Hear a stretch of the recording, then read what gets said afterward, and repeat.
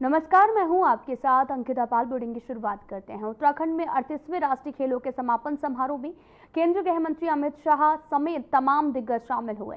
इस दौरान सीएम पुष्कर सिंह धामी ने अपने संबोधन में यूसीसी के जिक्र करते हुए कहा कि पीएम नरेंद्र मोदी के मार्गदर्शन और गृह मंत्री अमित शाह के सानिध्य में हमारी सरकार को यूसीसी धरातल पर उतारने में सहयोग मिला है, जिसकी वजह से आज यूसीसी लागू करने वाला उत्तराखंड देश का पहला राज्य बना है।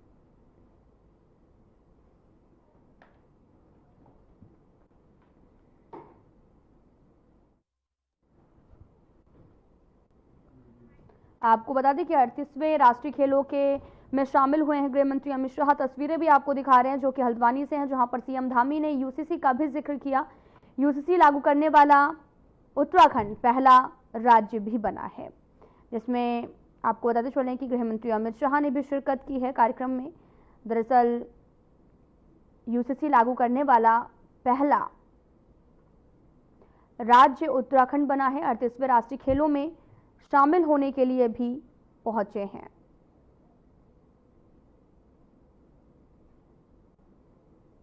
आपको बताते चलें कि 38वें राष्ट्रीय खेल का आयोजन किया गया, जहां पर अब उसका समापन भी हो गया है।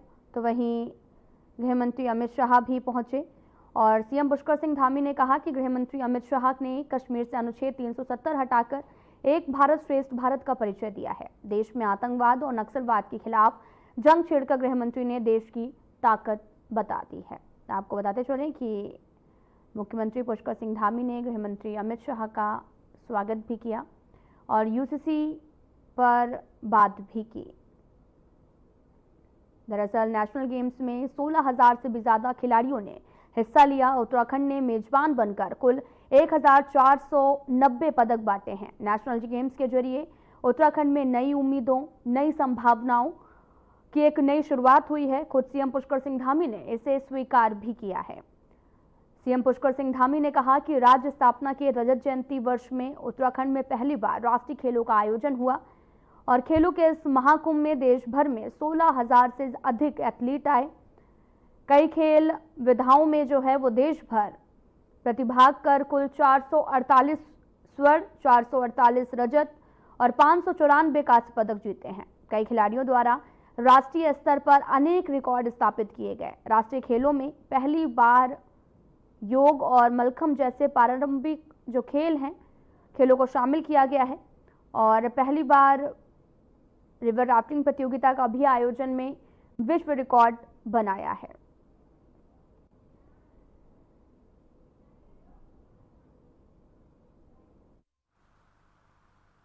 आदरणीय गृह मंत्री जी, उत्तराखंड में समान नागरिक संहिता लागू होने के बाद आपका उत्तराखंड में पहला आगमन है। आपके और आदरणीय प्रधानमंत्री जी के मार्गदर्शन के कारण ही हम यूसीसी को उत्तराखंड में लागू करने में सफल हो सके हैं। समान नागरिक संहिता को धरातल पर उतारने की दिशा में आपके द्वारा किए गए सहयोग के लिए समस्त उत्तराखंड वासियों की ओर से मैं आपका हृदय से स्वागत एवं अभिनंदन करता हूं। आपको धन्यवाद देता हूं।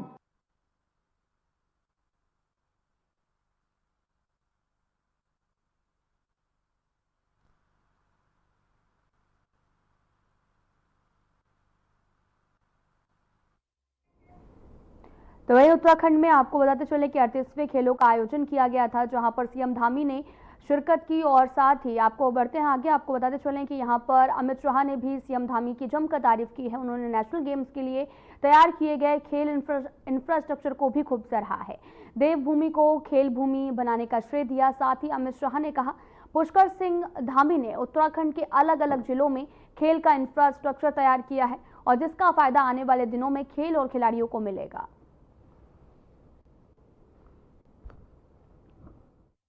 फ्रेंडली एक्रेटिक्स कई खेल भूमि, अब खेल भूमि में आज मेरे सामने जो युवा हैं, विद्यार्थी हैं, खिलाड़ी हैं, उनको मैं कहना चाहता हूं कि महज राष्ट्रीय खेलों के आयोजन से देवभूमि खेल भूमि नहीं बनी। धामी जी ने हर जिले में खेलों के इंफ्रास्ट्रक्चर को बढ़ावा दिया और सबसे बड़ी बात है कि धामी जी ने 21वें स्थान पर से देश के खेलों के नक्शे पर हमारी देवभूमि को 7वें स्थान पर लाने का पुरुषार्थ किया। और ये विजेता खिलाड़ी जो इतने सारे मेडल पहली बार उत्तराखंड में जीत कर आए हैं, शॉल भेंट कर उनका अभिवादन करते हुए आप सभी की जोरदार तालियां होनी चाहिए देवी सज्जनों। स्वागत करते हुए आदरणीय श्री अमित शाह जी का, और अब ये फूलों की महक से उनका स्वागत ठीक दर्शाए गए हैं। हमारा प्यारा मैस्कट मौली, अदम्य मशाल तेजस्विनी और विजय का प्रतीक गोल्ड मेडल आप इसमें देख सकते हैं। बहुत बहुत धन्यवाद। इको फ्रेंडली प्रैक्टिसेस से लेकर इको फ्रेंडली एक्रेटिक्स कई खेलों में राष्ट्रीय रिकॉर्ड बने हैं को मैं बहुत बहुत शॉल भेंट कर उनका अभिवादन करते हुए आप सभी की जोरदार तालियां होनी चाहिए देवी सज्जनों। स्वागत करते हुए आदरणीय श्री अमित शाह जी का, और अब ये फूलों की महक से उनका स्वागत ठीक दर्शाए गए हैं। हमारा प्यारा मैस्कट मौली, अदम्य मशाल तेजस्विनी और विजय का प्रतीक गोल्ड मेडल आप इसमें देख सकते हैं। बहुत बहुत धन्यवाद। इको फ्रेंडली प्रैक्टिसेस से लेकर इको फ्रेंडली एक्रेटिक्स कई खेलों में राष्ट्रीय रिकॉर्ड बने हैं को मैं बहुत बहुत शॉल भेंट कर उनका अभिवादन करते हुए आप सभी की जोरदार तालियां होनी चाहिए देवी सज्जनों। स्वागत करते हुए आदरणीय श्री अमित शाह जी का, और अब ये फूलों की महक से उनका स्वागत ठीक दर्शाए गए हैं। हमारा प्यारा मैस्कट मौली, अदम्य मशाल तेजस्विनी और विजय का प्रतीक गोल्ड मेडल आप इसमें देख सकते हैं। बहुत बहुत धन्यवाद। इको फ्रेंडली प्रैक्टिसेस से लेकर इको फ्रेंडली एक्रेटिक्स कई खेलों में राष्ट्रीय रिकॉर्ड बने हैं को मैं बहुत बहुत शॉल भेंट कर उनका अभिवादन करते हुए आप सभी की जोरदार तालियां होनी चाहिए देवी सज्जनों। स्वागत करते हुए आदरणीय श्री अमित शाह जी का, और अब ये फूलों की महक से उनका स्वागत ठीक दर्शाए गए हैं। हमारा प्यारा मैस्कट मौली, अदम्य मशाल तेजस्विनी और विजय का प्रतीक गोल्ड मेडल आप इसमें देख सकते हैं। बहुत बहुत धन्यवाद। इको फ्रेंडली प्रैक्टिसेस से लेकर इको फ्रेंडली एक्रेटिक्स कई बीते रोज उत्तराखंड में 38वें राष्ट्रीय खेलों का समापन समारोह हो चुका है। वहीं इस मौके पर केंद्रीय गृह मंत्री अमित शाह बतौर मुख्य अतिथि समापन समारोह में शामिल हुए हैं। हल्द्वानी के गोलापार अंतर्राष्ट्रीय स्टेडियम में भव्य समारोह का आयोजन किया गया था। वहीं कांग्रेस ने 38वें राष्ट्रीय खेलों को लेकर सवाल खड़े किए हैं और हाल ही में ताइक्वांडो मैच में फिक्सिंग का बड़ा मामला सामने आया था। इसे लेकर कांग्रेस हमलावर हो गई है। उत्तराखंड कांग्रेस की प्रदेश प्रवक्ता डॉक्टर प्रतिमा सिंह ने भी इस प्रकरण को लेकर हेरफेर के गंभीर आरोप लगाए हैं।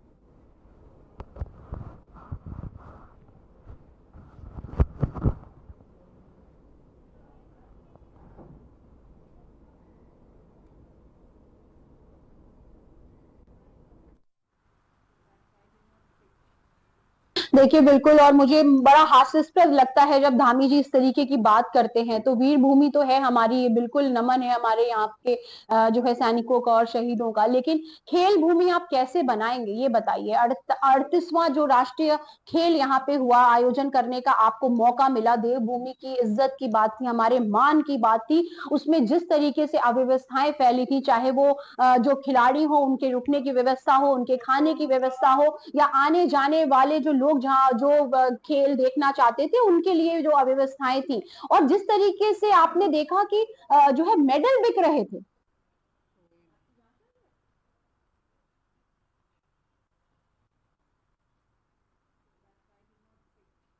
उत्तराखंड में 38वें राष्ट्रीय खेलों के शानदार समापन के बाद अब ये जो खेल है वो कराने की बारी मेघालय की है। तो वहीं अब 38वें राष्ट्रीय खेल 2025 के समापन के बाद में लगातार तमाम तरह के सवालिया निशान खड़े किए जा रहे हैं। तो वहीं अब कांग्रेस ने भी आरोप लगाए हैं। अमित शाह समारोह में शामिल हुए थे, जिस दौरान आपको बताते चलें कि कांग्रेस ने खेलों पर तमाम तरह के गंभीर सवाल जो हैं वो खड़े किए हैं।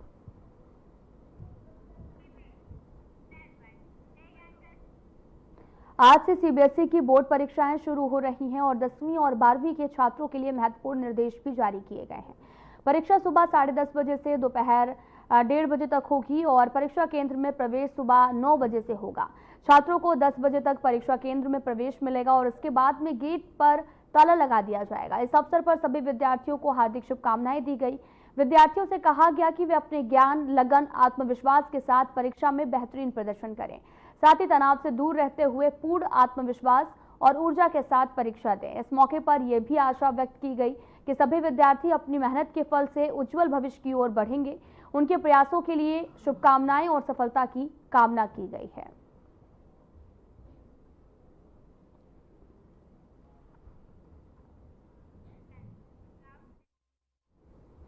पुलवामा आतंकी हमले की 6वीं बरसी पर उत्तराखंड के सैनिक कल्याण मंत्री गणेश जोशी ने वीर शहीदों को नमन किया है। उन्हें श्रद्धांजलि अर्पित की है। सैनिक कल्याण निर्देशालय में आयोजित श्रद्धांजलि कार्यक्रम में उन्होंने पुष्प चक्र अर्पित कर शहीद जवानों को अपनी ओर से, प्रदेश के सीएम पुष्कर सिंह धामी की ओर से श्रद्धांजलि दी है और इस दौरान कई पूर्व सैनिक, सैन्य अधिकारी और गणमान्य लोग भी उपस्थित रहे। सैनिक कल्याण मंत्री गणेश जोशी ने मीडिया से बातचीत भी की है।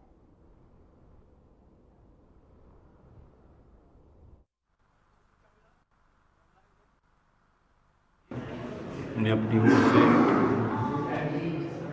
माननीय मुख्यमंत्री जी की ओर से, अपनी सरकार की ओर से उन शहीदों को अपने श्रद्धासुमन अर्पित करता हूँ। जिन्होंने आज ही के दिन 2019 को देश की रक्षा के लिए अपने प्राणों की आहुति दी।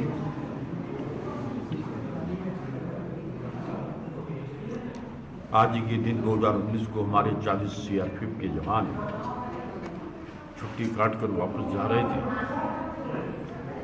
और पाकिस्तान के एक आतंकवादी संगठन जैसे मोहम्मद ने उन निहत्थे जवानों पर कायराना हमला किया, जिसमें उनकी प्राण की आहुति हुई। हालांकि उसका बदला ठीक 12 दिन के बाद भारत की सेना ने सर्जिकल स्ट्राइक कर उनके कैंपों को तहस-नहस करके लिया। लेकिन हम हमेशा इस दिन को उन शहीदों को नमन करते हैं, उनको याद करते हैं।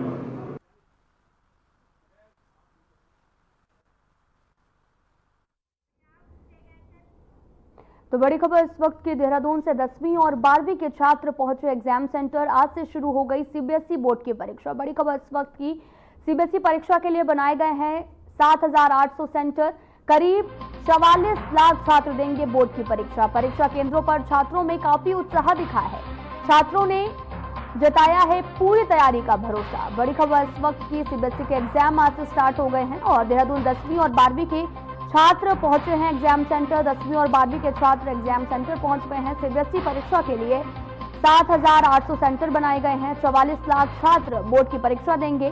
परीक्षा केंद्रों पर छात्रों में काफी ज्यादा उत्साह देखने को मिला है और पूरी तरीके से तैयारी के बात को लेकर भी अस्वस्थ नजर आए हैं छात्र। सीबीएसई परीक्षा के लिए 7,800 सेंटर्स बनाए गए हैं और पूरी तैयारी का भरोसा भी जताया है छात्रों ने।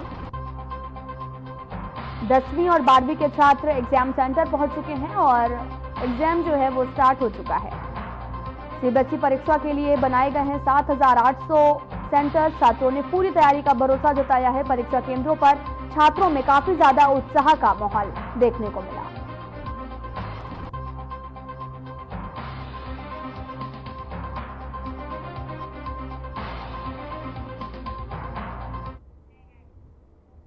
एनएफएसयू दिल्ली की ओर से आयोजित साइबर कमांडो परीक्षा में उत्तराखंड ने बेहतर प्रदर्शन किया है।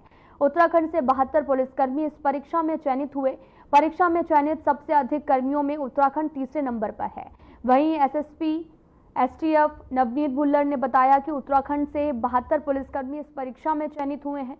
इसके साथ ही राज्य से चयनित टॉप 3 पुलिसकर्मियों का ऑल इंडिया रैंक में दूसरा, छठा और 10वां स्थान रहा है।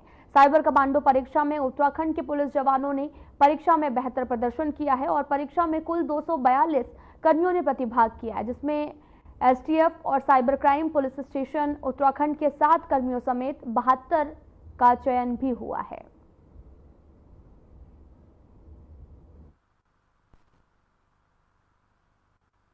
कौन कौन इसमें जो जैसे मैंने बोला कि टोटल जैसे 72 का चयन हुआ है, ये हमारी कंट्री में 3rd पोजीशन है नंबर्स के हिसाब से। इसके अतिरिक्त जो 3 हमारे कर्मचारी हैं, दूसरे, छठे या 10वीं रैंक जो है वो भी हमारे कार्मिकों का ही उत्तराखंड के कार्मिक हैं। और अब जैसे ही इनको इनके लेटर्स आएंगे फिर इनको IITs या NFSU में इनको ट्रेनिंग के लिए भेजा जाएगा। सर आने वाले समय में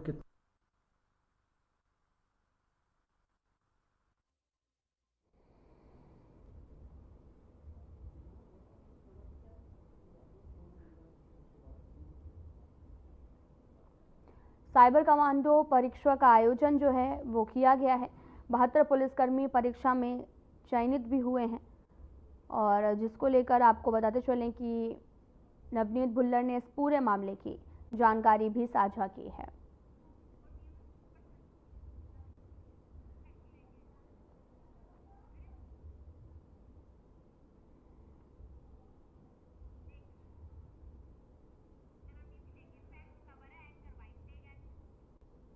निकाय चुनाव परिणाम आने के बाद में कांग्रेस के हार के कारणों को जानने के लिए 3 सदस्यीय फैक्ट फाइंडिंग कमेटी का गठन किया गया। फैक्ट फाइंडिंग कमेटी के सदस्य डॉक्टर प्रेम बहुखंडी ने बताया कि फैक्ट फाइंडिंग कमेटी उन मामलों की जांच कर रही है जहां पर वोटर के फंडामेंटल अधिकारों का हनन किया गया। ऐसे में कई मामले आए जहां पर वोटर कई सालों से एक जगह पर रह रहे हैं, लेकिन इस बार वोटर लिस्ट में उनके नाम को हटा दिया गया है। आखिर वोटर लिस्ट से अचानक उनका नाम क्यों गायब किया गया? एक कमेटी जो हार की समीक्षा करेगी तो उसमें वो सब भूचाल उचाल के चेक किया जाएगा। हम तो प्योरली टेक्निकल काम करने जा रहे हैं। हमारी जो कमेटी है वो टेक्निकल काम कर रही है। वो ये आइडेंटिफाई करने की कोशिश कर रही है कि कौन लोग हैं जिनके वोट काटे गए और क्यों काटे गए, किस प्रोसेस से काटे गए। तो कितने वार्डों का आपने समीक्षा? अभी हमने समीक्षा नहीं करी। हमने अपने लोगों तक एक फॉर्मेट भेजा है। हम लोगों से बातचीत कर रहे हैं, अपने मेयर प्रत्याशियों से बात कर रहे हैं, हम वार्ड मेंबर से बात कर रहे हैं, उसमें चल रहा है। कितने लोग हैं इस कमेटी में? 3 लोगों की कमेटी है। कब तक रिपोर्ट आ जाएगी? अभी तो प्रोसेस है, समय लगेगा, पर हमारी कोशिश ये है कि इसमें 1 महीने का समय होता है इलेक्शन कमीशन में आप कोई पिटीशन देने का। तो 23-25 तारीख को रिजल्ट आया था, तो समझ लीजिए 20-22 तारीख तक हम एक कमेटी में कुछ ना कुछ तो इलेक्शन कमीशन में जमा करेंगे।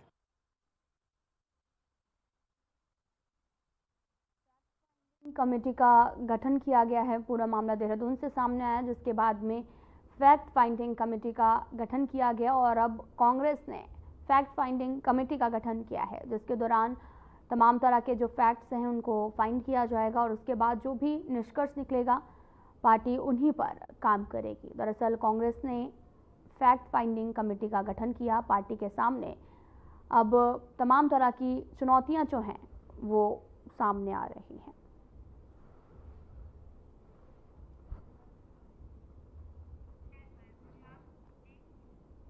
उत्तराखंड के सीएम पुष्कर सिंह धामी के दिवंगत भारतीय पर्यावरणविद सुंदरलाल बहुगुणा की पत्नी बिमला बहुगुणा के निधन पर शोक व्यक्त किया और एक्स पर पोस्ट में सीएम धामी ने लिखा कि स्वर्गीय सुंदरलाल बहुगुणा जी की पत्नी बिमला बहुगुणा जी की उन्होंने अपना पूरा जीवन सामाजिक उत्थान के लिए समर्पित कर दिया है।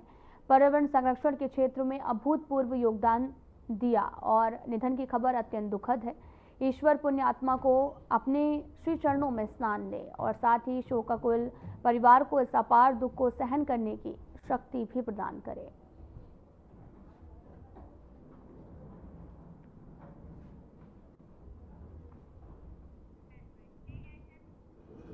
राज्यपाल लेफ्टिनेंट जनरल गुरमीत सिंह के समक्ष सोबन सिंह जीना विश्वविद्यालय के कुलपति प्रोफेसर सतपाल सिंह बिष्ट ने राजभवन में वन यूनिवर्सिटी वन रिसर्च के अंतर्गत चल रहे शोध कार्य की प्रगति पर प्रस्तुतिकरण दिया है। सोबन सिंह जीना विश्वविद्यालय के तहत centre of excellence in GIS विषय पर शोध किया जा रहा है और कुलपति प्रोफेसर बिष्ट ने बताया कि GIS तकनीक के माध्यम से उत्तराखंड जैसे पर्वतीय राज्य में आपदा प्रबंधन, पर्यावरण संरक्षण और जल संसाधन प्रबंधन और शहरी नियोजन को अधिक वैज्ञानिक और सटीक बनाया जा सकता है। इस तकनीक का उपयोग आपदाओं की रोकथाम, त्वरित राहत प्रयासों में भी किया जा सकता है।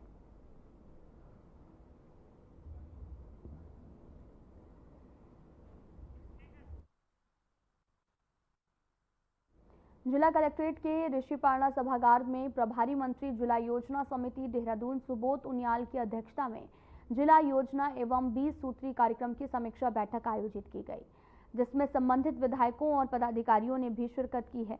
और इस समीक्षा बैठक के दौरान कैबिनेट मंत्री सुबोध उनियाल ने बताया कि कई विभागों को लगभग 100 करोड़ का बजट आवंटित किया गया है। साथ ही जनप्रतिनिधियों को दी गई योजनाओं की प्रगति की समीक्षा की गई है, जिसमें पाया गया कि 95% विभागों की 100% प्रगति की है, लेकिन 5% को फटकार लगाते हुए काम पूरा करने की हिदायतें भी दी गई हैं।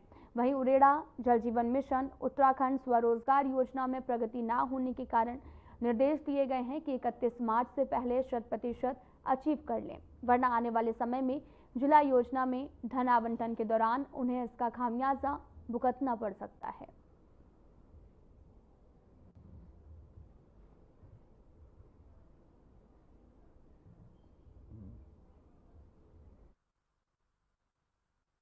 उनका 99 करोड़ 98 लाख का करीब 100 करोड़ का बजट था, जो विभिन्न विभागों में आवंटित किया गया था और जनप्रतिनिधियों का था जो योजनाएं आवंटित की गई थी उनकी प्रगति की समीक्षा की है कि आखिर प्रोग्रेस क्या है। कुछ विभागों में करीबन 95% विभागों के द्वारा प्रगति तकरीबन 100% है, लेकिन कुछ विभागों में खासकर उरेडा और जल जीवन मिशन को के कार्यक्रम में और मुख्यमंत्री स्वराज गोरिया में प्रगति धीमी थी, तो उनको निर्देश दिया गया कि इसको तत्काल 31 मार्च से पहले पूरी तरह 100% इसका अचीवमेंट कर लिया जाए, ताकि आने वाले जो जिला योजना की बजट में उनके विभाग को तवज्जो दिया सके। अन्यथा ऐसे विभाग जो काम पूरा नहीं कर पा रहे उनको आने वाले निश्चित रूप से जिला योजना में उनको धन आवंटन में मैं समझता हूँ कहीं ना कहीं भुगतना पड़ेगा। दूसरा 20 सूत्री कार्यक्रम में कुछ जो कमियाँ थी,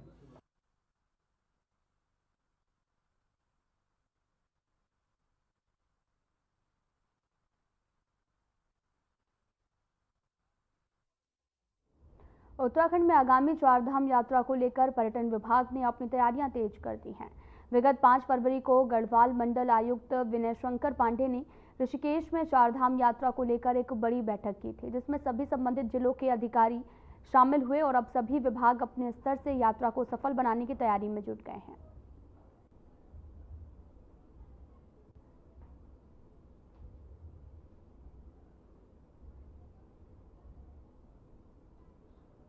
देखिए, विंटर टूरिज्म के पॉइंट ऑफ व्यू से शीतकालीन यात्रा का महत्व बहुत ज़्यादा है, क्योंकि अब तक उत्तराखंड का टूरिज्म का जो प्रोफाइल है उसमें हमेशा उत्तराखंड का जो टूरिज्म है ये केवल 6 महीने का टूरिज्म माना जाता था, because of so called harsh weather है या स्नोफॉल के कारण है, यहाँ की जियोग्राफिकल जो सिचुएशन है उसके कारण। लेकिन शीतकालीन धाम जो यात्रा है उसके कारण ये सीजन थोड़ा इसका पीरियड अवधि बढ़ेगा और उसके कारण यहाँ के जो लोग हैं जो विभिन्न व्यवसायों से जुड़े हैं यात्रा के, उनके आजीविका पर इसका सकारात्मक असर पड़ेगा।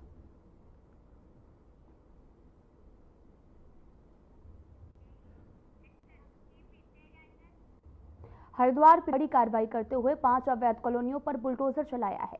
संयुक्त सचिव आशीष मिश्रा के निर्देशन में धनौरी रोड स्थित एक कॉलोनी को नियमों को ताक पर रखकर विकसित किया गया था, जिसमें करीब 63 बीघा जमीन पर अनधिकृत निर्माण किए गए। प्रशासन की इस कार्रवाई से भूमाफियाओं में हड़कंप मच गया है।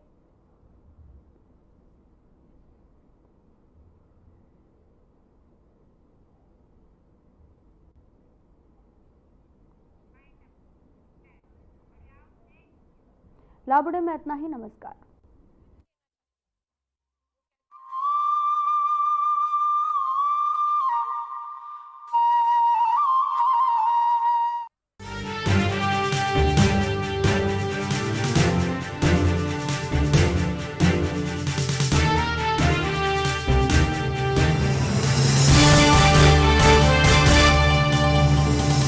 विश्व के सबसे बड़े सांस्कृतिक समागम महाकुंभ प्रयागराज में अग्नि सुरक्षा के लिए 24 घंटे सतर्क और तत्पर है उत्तर प्रदेश अग्निशमन तथा आपात सेवा बल।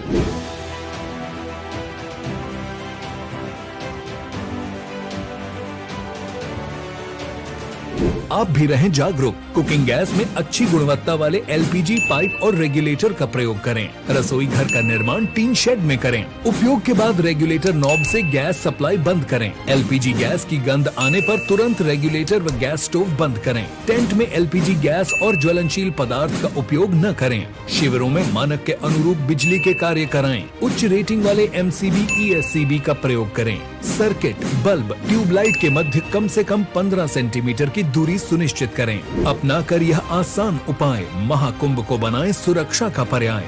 स्वच्छ, सुरक्षित एवं सुव्यवस्थित महाकुंभ 2025 प्रयागराज।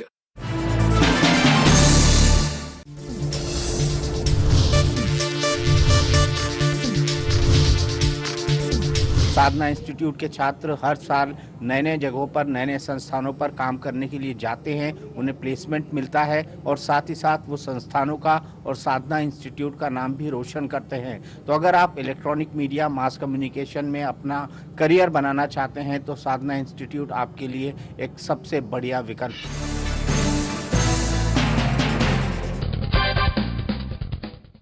नमस्कार दोस्तों, एक बार एक सज्जन ट्रेन में अपने 25 वर्ष के बेटे के साथ सफर कर रहे थे। ट्रेन की खिड़की से बाहर देखकर लड़का चिल्ला रहा था, पापा देखो पेड़ पीछे भाग रहे हैं।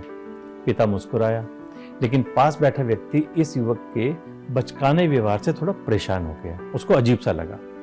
थोड़ी देर बाद लड़का फिर चिल्लाया, पापा देखो कितने रंग बिरंगे सुंदर पहाड़ हैं, बादल हैं, नदियां हैं। पिता फिर मुस्कुराया, लेकिन पास बैठे व्यक्ति से अब नहीं रहा गया। उसे लगा शायद ये लड़का कुछ मानसिक समस्या वाला है, मेंटली रिटार्डेड है। उसने पिता को कहा, भाई साहब आप अपने बेटे को किसी अच्छे डॉक्टर को क्यों नहीं दिखाते? पिता ने मुस्कुराते हुए कहा, हाँ दिखाया था। कल तक ये नेत्रहीन था, अब इसकी आंखों की रोशनी वापस आ गई है और इसे दिखने लगा है। इसीलिए इसे ये सब कुछ नया नया सा लग रहा है। दोस्तों, किसी के बारे में कोई धारणा बनाने से पहले उसकी सच्चाई को भली भांति जानना चाहिए। हो सकता है वास्तविकता कुछ और ही हो। कहते हैं ना, जो दिखता है वो होता नहीं, जो होता है वो दिखता नहीं। जनाब, देखकर परखना छोड़ो और लोगों को समझना सीखो। नमस्कार।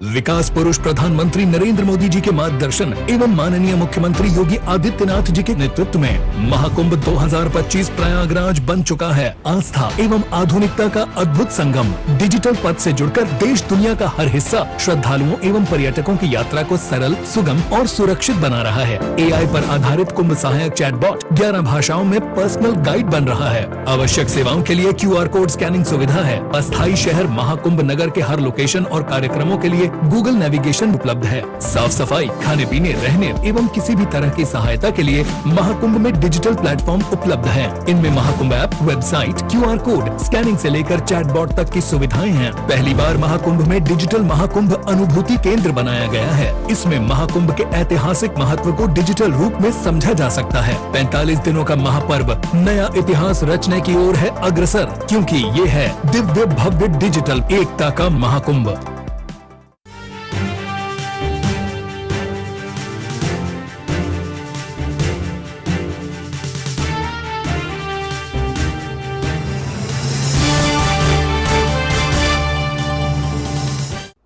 नमस्कार, हर खबर हरियाणा देख रहे हैं आप। मैं हूं आपके साथ सपना दीपक मद्देशिया। बुलेटिन का आगाज करेंगे। फरीदाबाद में ABVP के 56वें प्रांतीय अधिवेशन का आयोजन हुआ, जिसमें मुख्यमंत्री नायब सिंह सैनी ने शिरकत की। सीएम सैनी ने संबोधित करते हुए कहा कि ABVP एक विचारधारा है। साथ ही सीएम ने कहा कि वह हर क्षेत्र में अपनी प्रतिभा दिखा रहा है। सीएम सैनी ने तमाम बातों का जिक्र किया।